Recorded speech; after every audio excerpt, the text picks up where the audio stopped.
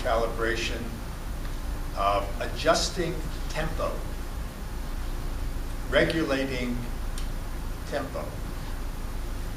The tempo at which we know influences what we know. The relationship between tempo and knowing. We've all had the experience of being frantic and knowing very little. In fact, sometimes we're so frantic we cannot find our keys.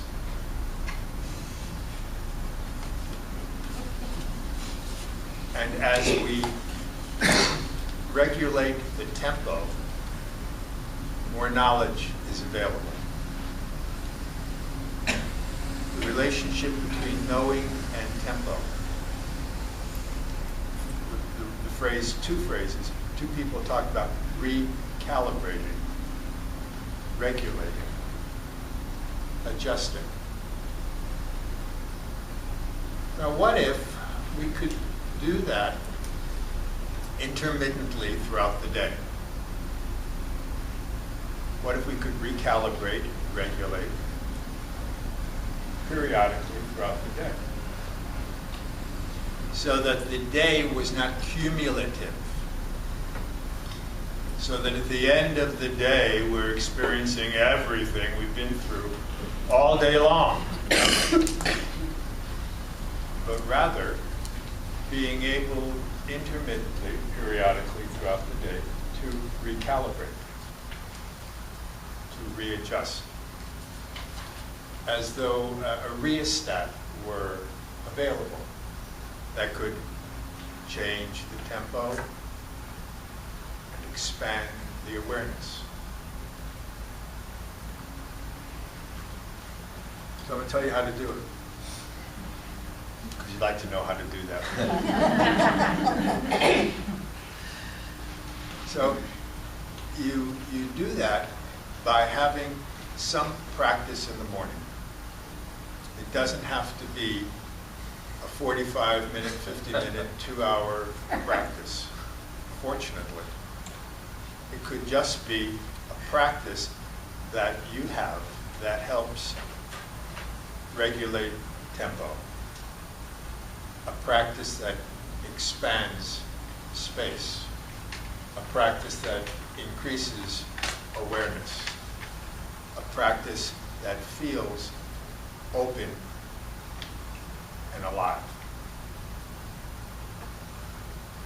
And you sit with that practice, and you have attached to that practice some cues. So it might be receive breath.